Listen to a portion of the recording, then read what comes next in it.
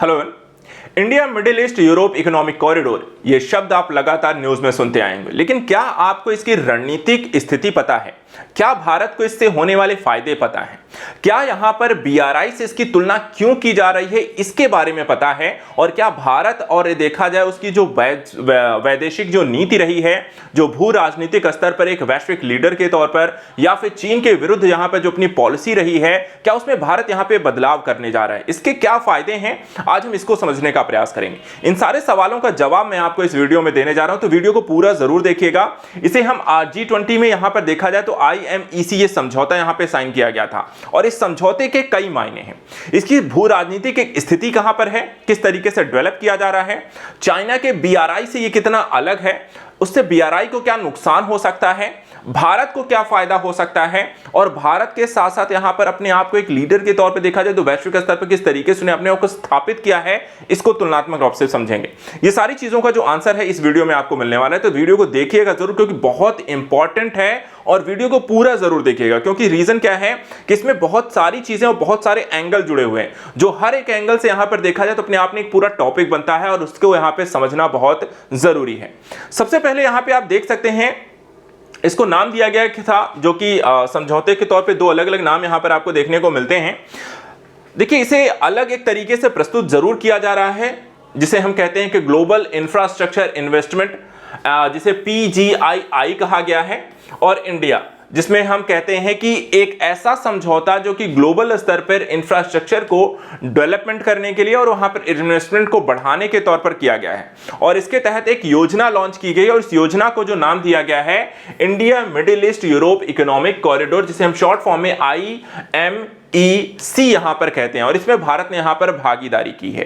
पूरा जो मामला यहां पर था, ये आपको जो भारत में आयोजित हुआ था G20 शिखर सम्मेलन 9 सितंबर 2023 को देखा जाए, इसमें भारतीय प्रधानमंत्री नरेंद्र मोदी और अमेरिका के जो राष्ट्रपति यहां पर हैं श्री कह सकते हैं जो बिडेन हैं, दोनों ने मिलकर के यहां पर इसे को चेयर किया और इस समझौते को यहां पर साइन अप किया था। देखा जाए तो इस GPII और IMEC को लेकर के यहां पर एक कार्यक्रम के माध्यम से यहां पर संयुक्त अध्यक्षता की गई और विश्व पटल पर यहां पर BRI का एक विकल्प यहां पर दिया गया। अब इसी के तहत देखा जाए, इसमें भारत ने यहां पर इसे को चेयर किया था, तो अपने अमेरिका और भारत विश्व में को यहां पर BRI का विकल्प देने जा रहे हैं। ये बहुत इंपॉर्टेंट है कि भारतीय विदेश नीति में कहीं ना कहीं अब यहां पे चीन को आक्रामक तरीके से अलग अलग रूप में यहां पे घेरने का प्रयास किया जा रहा है। इसको हम यहां पर इस समझौते को थोड़ा सा डिटेल से समझेंगे तो ज्यादा बेहतर तरीके से समझ में आएगा। मैं आपको मैप भी दिखाऊंगा, BRI और IMEC का इसमें तुलना करके समझेंगे। सबसे पहले यहां पर आप देखें तो भारत इकोनॉमिक जो यहां पे ये जो कॉरिडोर की हम बात कर रहे हैं, ये भारत से स्टार्ट होगा, मध्य पूर्व को जोड़ते हुए यूरोप तक यहां पर ये जाएगा,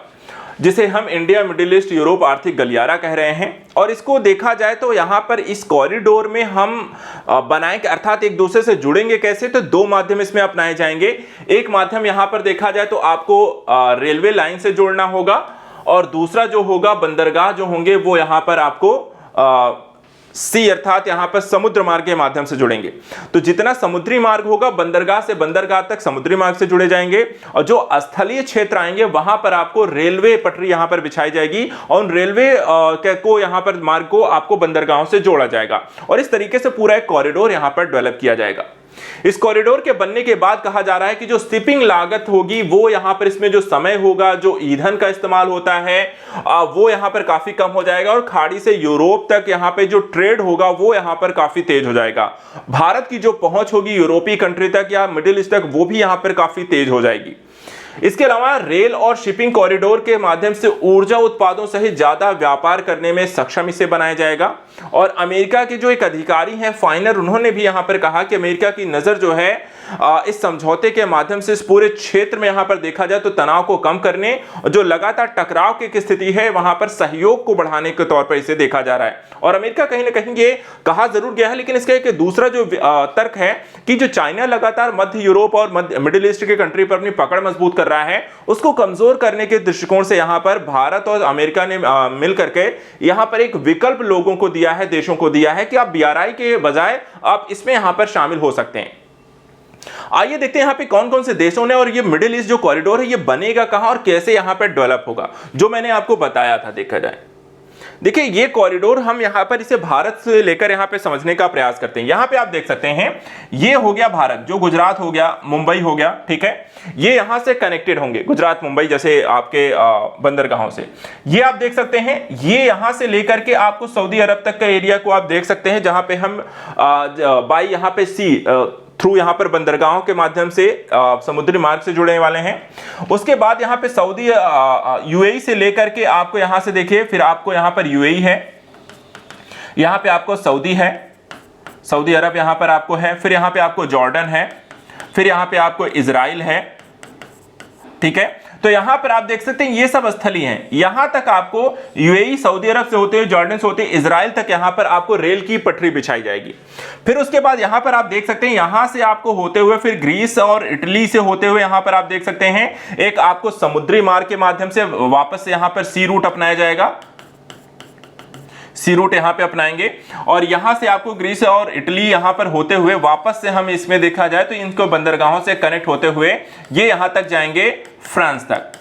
और उसके बाद फिर यहां पर आपको जर्मनी से भी यहां पर आपको कनेक्टेड हो जाएंगे। तो इस तरीके से पूरा एक कॉरिडोर यहां पर डेवलप किया जाएगा, और ये पूरा यहां पर बाई सी थ्रू 8 यहां पर आपको रेल और समुद्री मार्गों के माध्यम से मिडिल, ये यहां पर इसी को नाम दिया गया है। यहां पे आप, ये हो गया India,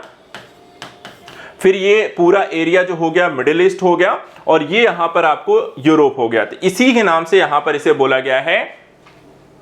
India middle east Europe economic corridor के तौर पे इसे डेवलप किया गया। अब इसमें यहां पर आप देख सकते हैं दो कॉरिडोर हैं, एक है नॉर्दर्न कॉरिडोर जो कि आपको यूरोप को यहां पर मिडिल ईस्ट से यूरोप को कनेक्ट कर रहा है, दूसरा है ईस्ट कॉरिडोर जो यूरोप को यहां पर कह सकते हैं कि अरेबियन अर्थात भारत से जोड़ता है। तो इस तरीके से यहां पर अगर हम देखें जो यहां पर इसका सेंटर होगा आपको अरब क्षेत्र होंगे, ठीक है, मिडिल ईस्ट जो होगा इसका सेंटर होगा, और यहां से दो कॉरिडोर डेवलप किए जाएंगे। यहां पर एक सी रूट डेवलप किया जाएगा जो कि यूरोप को जोड़ेगा, और एक सी रूट यहां पर देखा जाए तो आपको भारत को जोड़ेगा, और बीच में यहां पर रेल लिंक डेवलप की जाएगी जो कि मिडिल ईस्ट को यहां पर जोड़ देगा। तो इस तरीके से ये चीजें डेवलप की जाएंगी। इसमें जो देश अब तक शामिल हैं उसमें आप देख सकते हैं इंडिया है, यूएई है, सऊदी अरब है, जॉर्डन है, इजराइल है, इटली है, फ्रांस है, जर्मनी है, और अन्य देश भी यहां पर जैसे ग्रीस की हम बात करें वो भी यहां पर आपको इसमें शामिल होने की बात किया है, और इस तरीके से यहां पर ये पूरा डेवलप होगा। वहीं अगर हम बीआरआई के विकल्प को देख लेते हैं, बीआरआई कैसे काम कर रहा है, बीआरआई को लेकर यहां पर आप मैप में इसे भी हम समझ लेते हैं।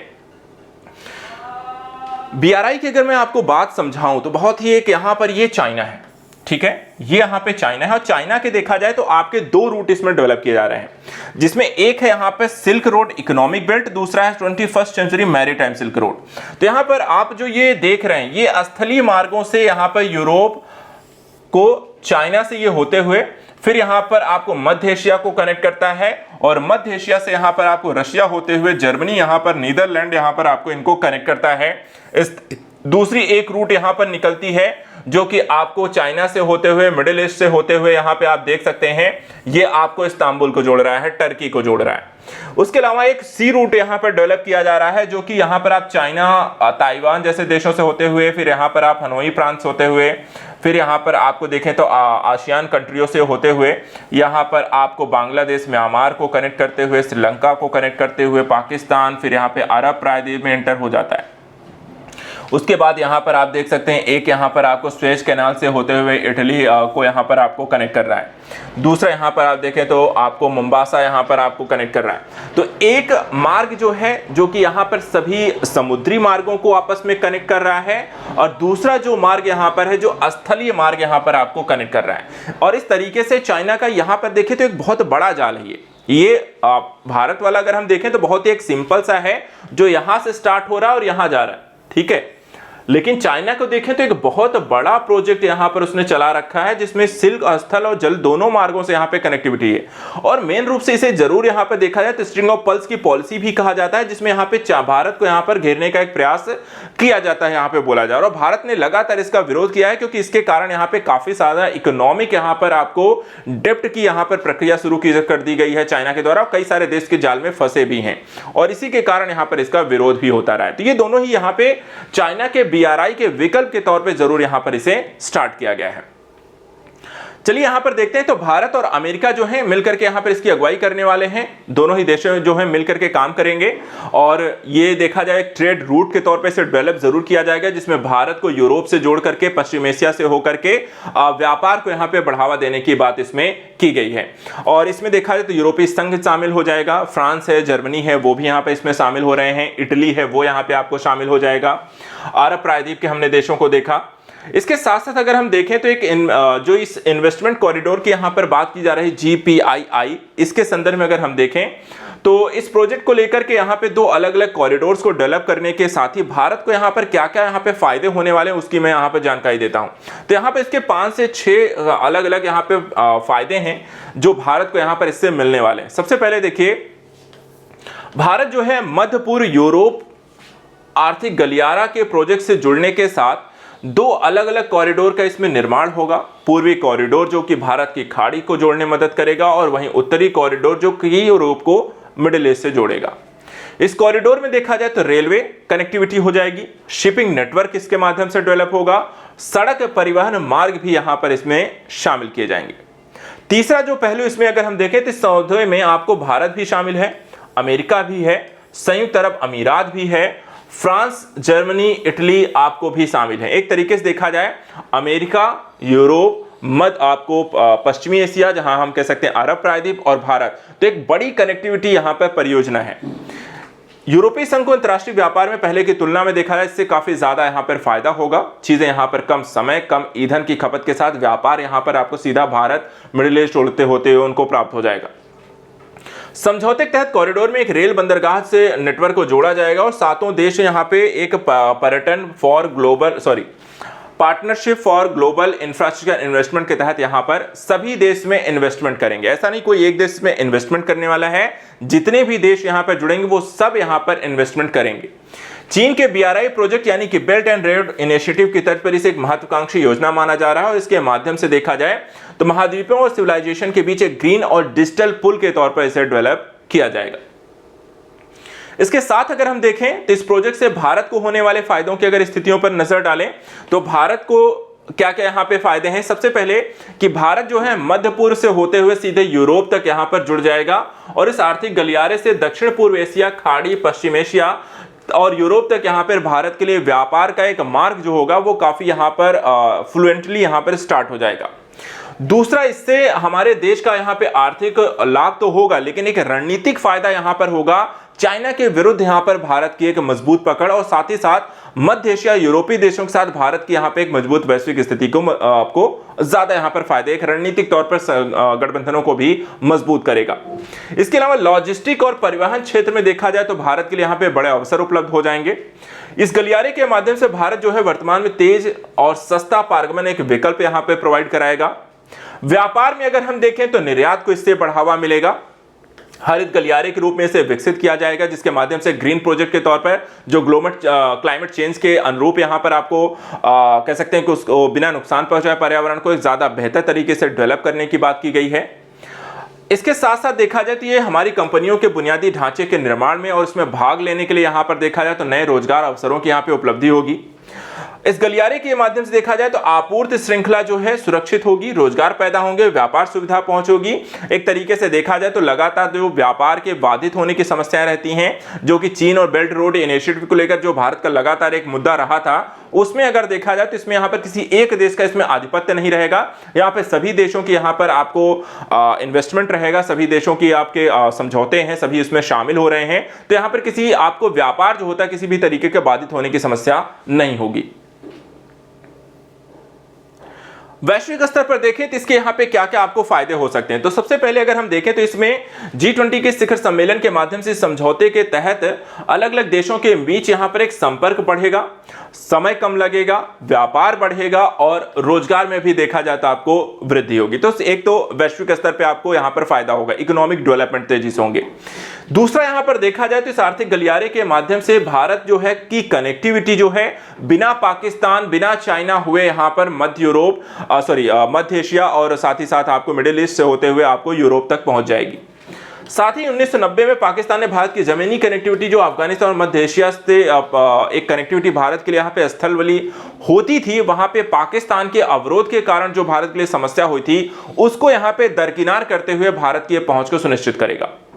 साथ ही इस गलियारे के माध्यम से अरब प्रायद्वीप के साथ भारत की जो रणनीतिक भागीदारी है वो बढ़ेगी, क्योंकि भारत लगातार देखा जाए तो कुवैत हो गया, ओमान हो गया, सऊदी अरब हो गया और संयुक्त अरब अमीरात हो गया, इन देशों के साथ भारत के संबंध लगातार पिछले कुछ समय में बेहतर होते गए हैं। लेकिन इस रणनीतिक साझेदारी के माध्यम से और भी ज्यादा यहां पर गहरे संबंध स्थापित करने में मदद मिलेगी।